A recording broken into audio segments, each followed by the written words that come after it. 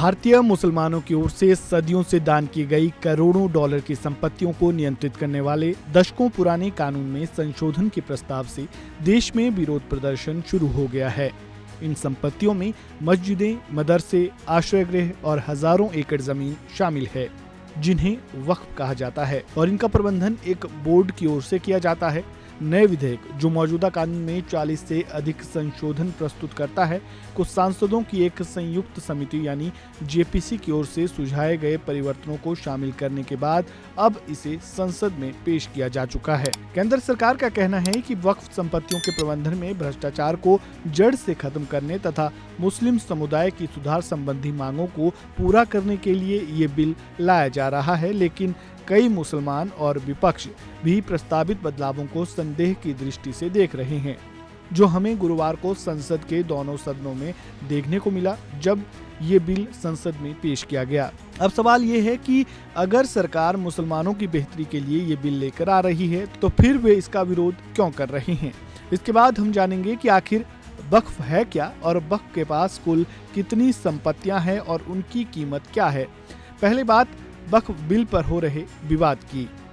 वक्फ bill को लेकर छिड़े विवाद का सबसे बड़ा कारण स्वामित्व नियमों में परिवर्तन करना है, जिसका प्रभाव बोर्ड के स्वामित्व वाली ऐतिहासिक मस्जिदों, दरगाहों और कब्रिस्तानों पर पड़ेगा।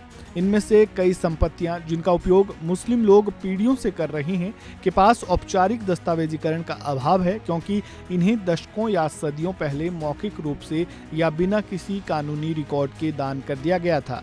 1954 के वक्फ अधिनियम में ऐसी संपत्तियों को उपयोगकर्ता की ओर से वक्फ की श्रेणी में मान्यता दी गई थी, लेकिन प्रस्तावित कानून में इस प्रावधान को हटा दिया गया है, जिससे इनमें से बड़ी संख्या में संपत्तियों का भाग्य अनिश्चित हो गया है। ये तो बात हुई विवाद की। अब ये जान लेते हैं कि वक्फ है क्या, इसके पास कितनी संपत्तियां हैं और उनकी कीमत कितनी है।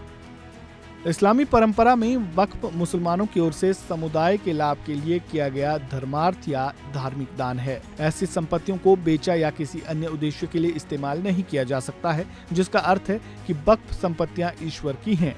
इनमें से अधिकांश संपत्तियां मस्जिदों, मदरसों, कब्रिस्तानों और अनाथालयों के लिए उपयोग में लाई जाती है तथा कई अन्य खाली हैं या उन पर अतिक्रमण कर लिया गया है। सरकार का कहना है कि वक्फ बोर्ड भारत के सबसे बड़े भूमि धारकों में से एक है। पूरे भारत में कम से कम 8,72,351 वक्फ संपत्तियां हैं, जो 9,40,000 एकड़ से ज्यादा में फैली हुई है, जिनकी अनुमानित कीमत 1.2 ट्रिलियन रुपए यानी 14.22 बिलियन डॉलर है।